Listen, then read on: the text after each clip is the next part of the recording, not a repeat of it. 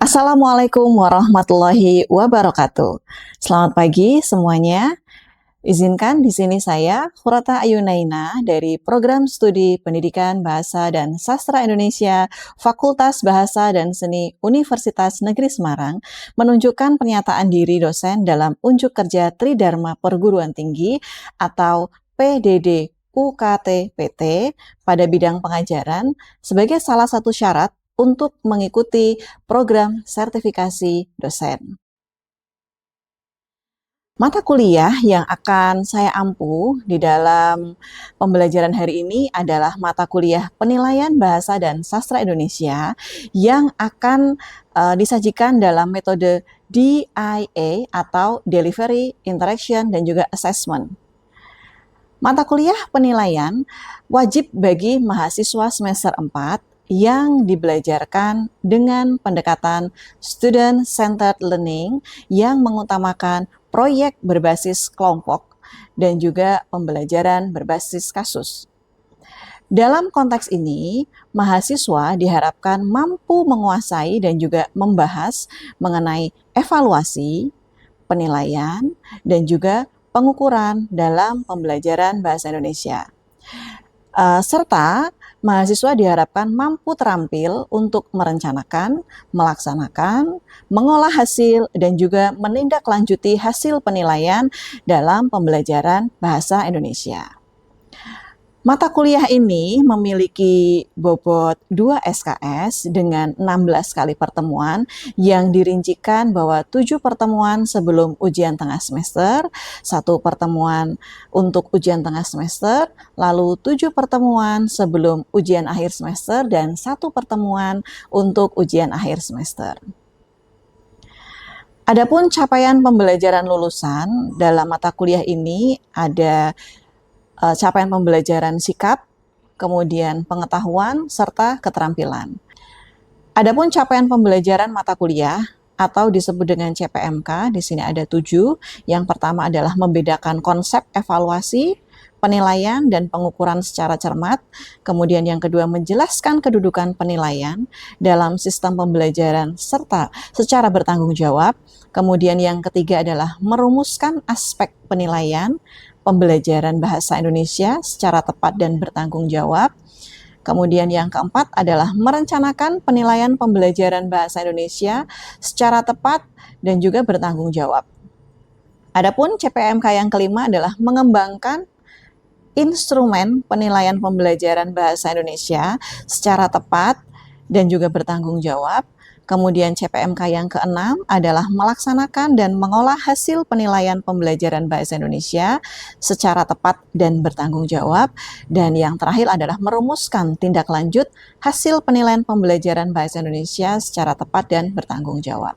Pada pembelajaran yang akan dilakukan ini, ya, nanti akan diawali dengan pendahuluan. Ya, di sini nanti kita akan memperkenalkan, ya, tujuan pembelajaran yang akan dilakukan itu seperti apa, kemudian menetapkan tujuan utama, yaitu mampu membedakan konsep dan juga penggunaan istilah evaluasi, penilaian, dan juga pengukuran. Kemudian dalam pembelajaran ini nanti juga akan diingatkan kembali, ya, pertemuan sebelumnya.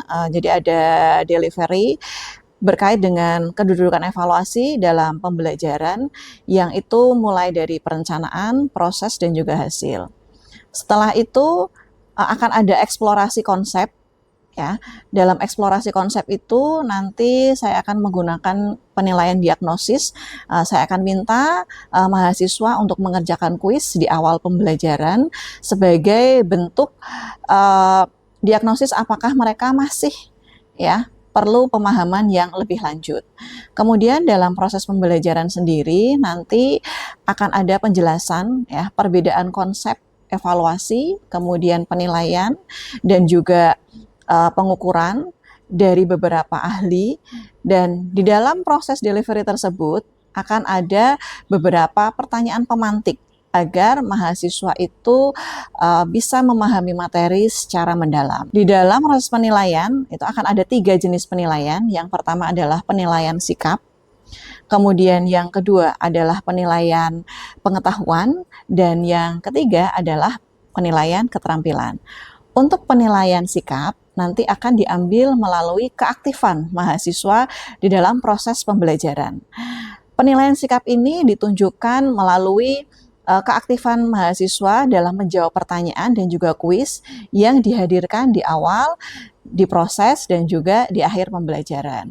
Kemudian untuk penilaian pengetahuan nanti akan disajikan di dalam e-learning ya, atau LMS. Kalau di UNES kami menyebutnya dengan Elena.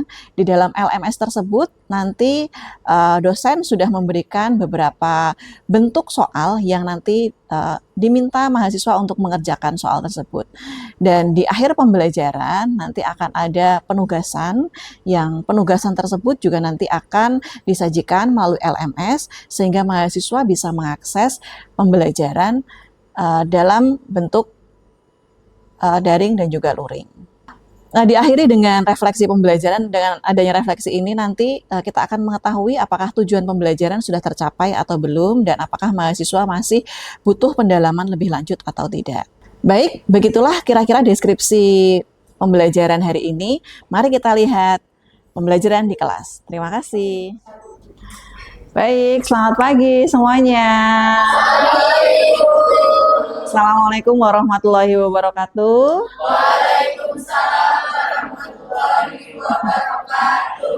Bagaimana kabarnya semuanya? Alhamdulillah. Baik. Masih bertemu lagi ya dengan Bu Naina di mata kuliah penilaian pembelajaran bahasa dan sastra Indonesia. Nah, hari ini ada yang tidak hadir, teman-teman? Hadir semuanya ya, berarti saya tidak perlu memanggil satu persatu ya. Oke. Baik, sebelum kita mulai pembelajaran hari ini, kita akan mengawali dengan berdoa terlebih dahulu ya, teman-teman ya. Berdoa menurut kepercayaan dan agama masing-masing. Kita mulai. Selesai. Terima kasih. Baik, minggu lalu kita sudah belajar ya penilaian pembelajaran bahasa dan sastra Indonesia. Masih ingat minggu lalu kita belajarnya apa, teman-teman?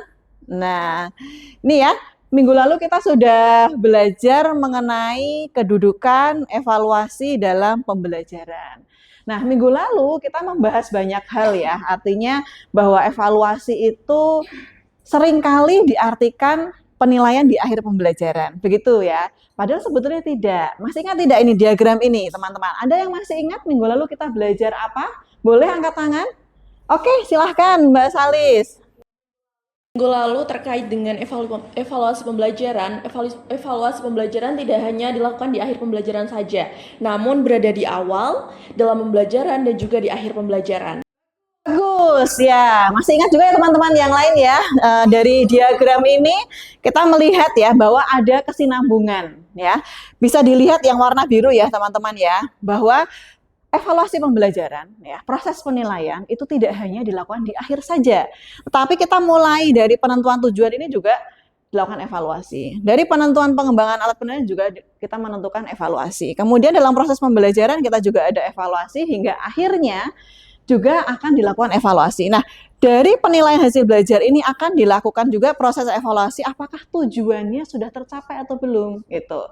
Jadi kalau selama ini menyangka bahwa oh berarti evaluasi hanya di akhir, nah itu salah ya teman-teman ya. Jadi yang betul bahwa evaluasi itu dilakukan mulai dari awal proses sampai dengan akhir pembelajaran. Bagus ya, Anda masih ingat. Nah, kita di pembelajaran pertemuan kedua ini mau apa ya? Jadi kita hari ini belajar materi selanjutnya berkait dengan membedakan konsep evaluasi, penilaian, dan juga pengukuran. Nah, kemarin kita sudah belajar kedudukannya, hari ini kita akan belajar konsep dasarnya gitu. Nah, harapannya hari ini Anda bisa membedakan antara konsep evaluasi, penilaian, dan juga pengukuran.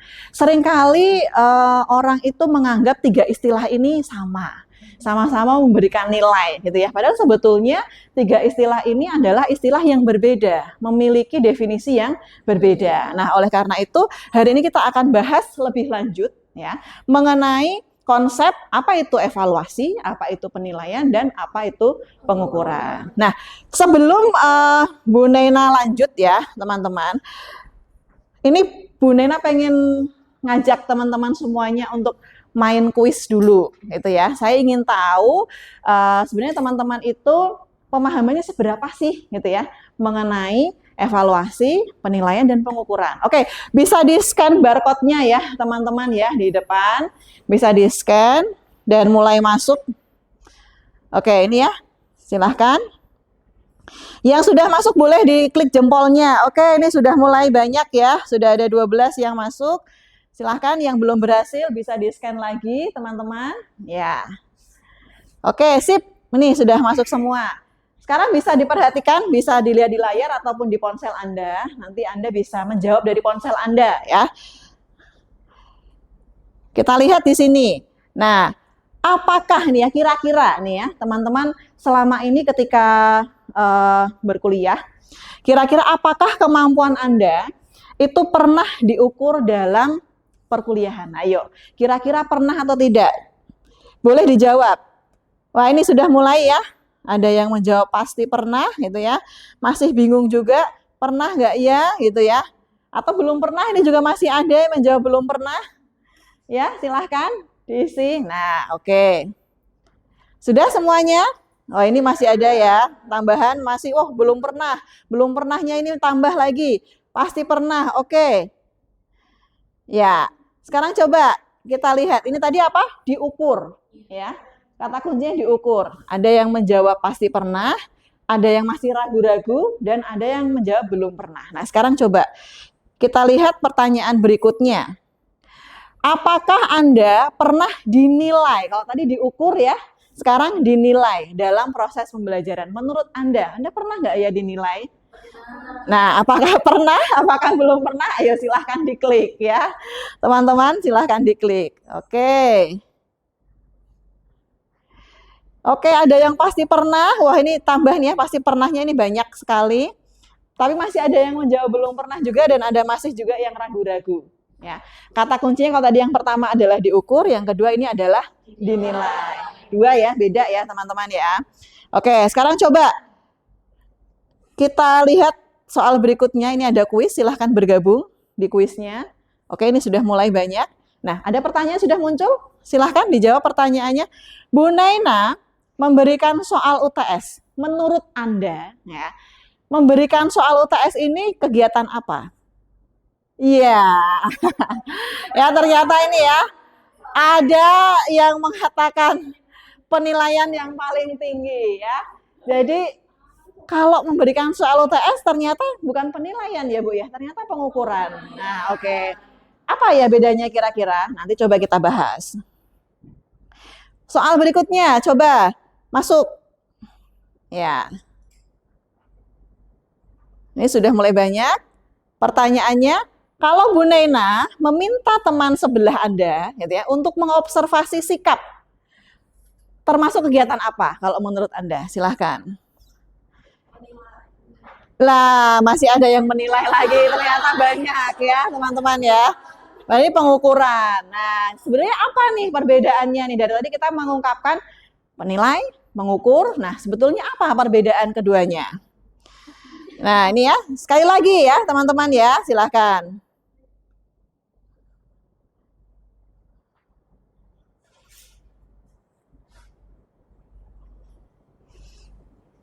Oke, silahkan ini masuk.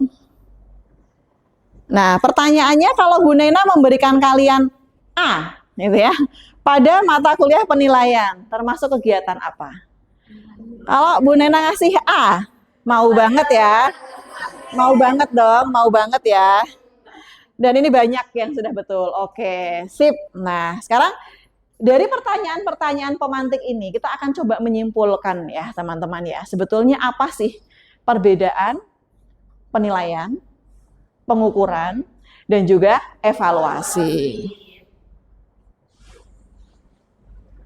Nah, jadi pengukuran, kalau tadi pertanyaan yang pertama ya, ketika Bu Nena itu memberikan soal UTS. Sama halnya tadi pagi ini Bu Nena memberikan kuis kepada Anda.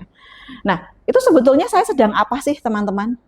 Saya ingin mengetahui kan, Anda tahu atau tidak gitu ya. Saya ingin mengukur pemahaman Anda itu seberapa jauh, seberapa dalam, kan seperti itu.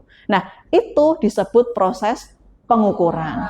Jadi pengukuran itu adalah kata kunci di sini yang sudah saya garis merah ya, assigning number, ya, pemberian angka, ya, pada subjek tertentu, gitu. Jadi misalnya kalau Anda ingin mengetahui tinggi badan, kan tingginya berapa Mbak Alicia misalnya? Oh, tinggi saya 160, Bu. 160 itu kan angka ya teman-teman ya. Pemberian angka.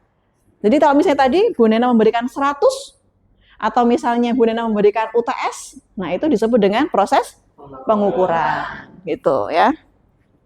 Apa yang perlu diperhatikan dalam pengukuran ini ya? Ada objek karakteristiknya, skala yang digunakan, alat ukur dan cara mengukur serta hasil ukurnya. Gitu. Tinggi badan, berat badan, gitu ya. Dan hal-hal lain yang sifatnya adalah kuantitatif. Ya.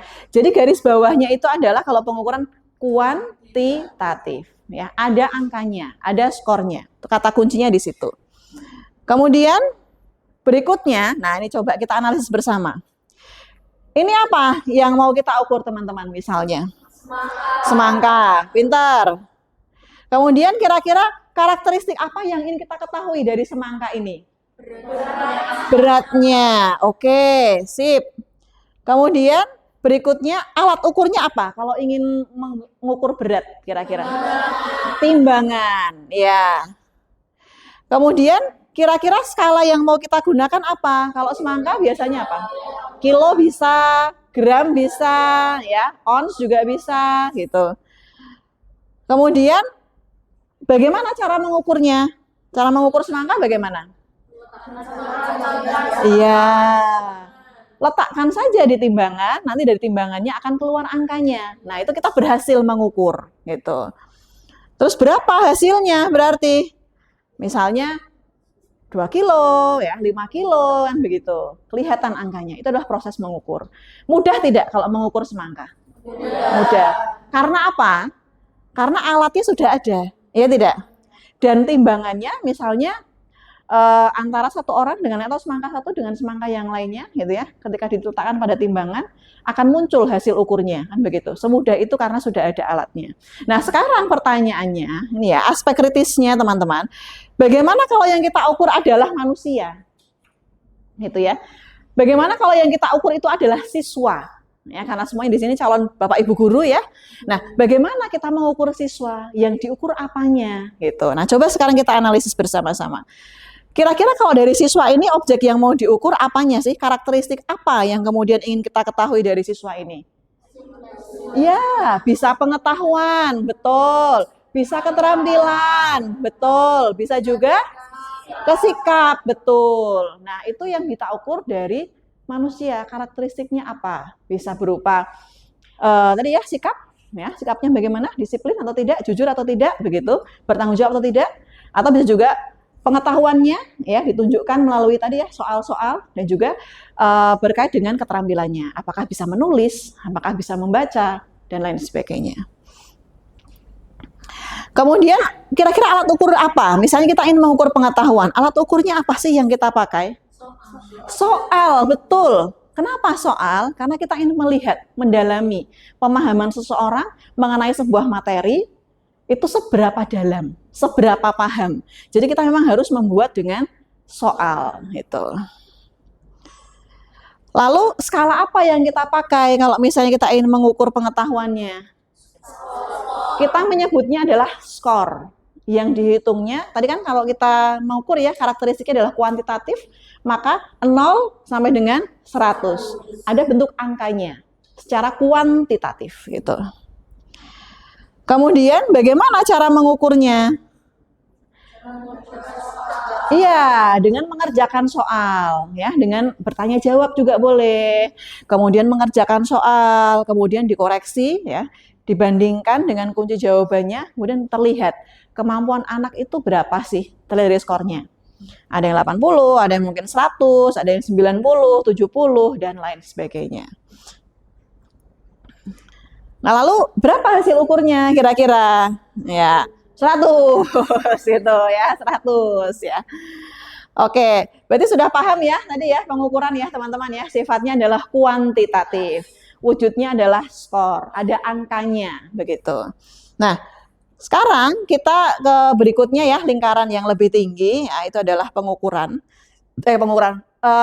Pengukuran ini bisa kita lakukan ya dengan cara yang pertama adalah tes dan yang kedua adalah non-tes. Ya. Tes ini untuk mengukur apa? Pemahaman, ya, pengetahuan siswa yang diwujudkan dalam ini ya kompetensi 3 ya, pengetahuan dan juga skill atau yang keterampilan. Itu kita mengukurnya menggunakan instrumennya namanya adalah tes gitu. Sedangkan untuk ya, berikutnya yang non-tes ini kita digunakan untuk mengukur sikap. Ya. Jadi kalau sikap kan kita ini ya, tidak bisa kemudian saya kasih soal apakah yang dimaksud dengan jujur? Bisa enggak? Apakah bisa mengukur kejujuran seseorang? Tidak. Apakah yang dimaksud dengan tanggung jawab? Apakah bisa mengukur tanggung jawab seseorang? Tidak bisa. Nah, oleh karena itu kita menyebutnya dengan non-tes ya. Nah, berikutnya ya kita akan ke lingkaran yang lebih besar lagi ya. Ini adalah penilaian. Tadi kita sudah belajar pengukuran. Sekarang kita belajar penilaian, teman-teman. Apa itu penilaian? Ya. Kalau pengukuran tadi kita menyebutnya measurement, gitu ya. Nah, istilah yang paling sering dipakai adalah penilaian, yaitu assessment. Nah, jadi kedudukan penilaian itu ada di atas pengukuran, begitu. Kata kuncinya adalah ini, to make decision. Jadi penilaian ini merupakan ya a process carried by systematically and plain. Jadi berdasarkan hasil pengukuran yang ada, kemudian guru itu menyimpulkan ya, menyimpulkan anak ini mendapatkan nilai apa. Sifatnya adalah kualitatif. Jadi misalnya kalau Anda mendapatkan skor 86, nilainya apa? A. Nah gitu ya. Kalau Anda mendapatkan skor 81, nilainya apa? A, B. Nah, misalnya seperti itu. Itu adalah penilaian. Jadi kita menyimpulkan dari hasil pengukuran tadi ya. Kemudian kita buat kualitatif. Kualitatif itu tidak harus huruf ya, misalnya Anda memberikan penjelasan, kalau 86 itu artinya adalah bla bla bla bla, itu juga termasuk penilaian. Termasuk kalau misalnya Anda melihat rapot saat ini, itu kan juga bentuknya adalah deskripsi, ya teman-teman, karena deskripsi itu maka kita menyebutnya nilai. Kalau angka kita menyebutnya adalah ukuran.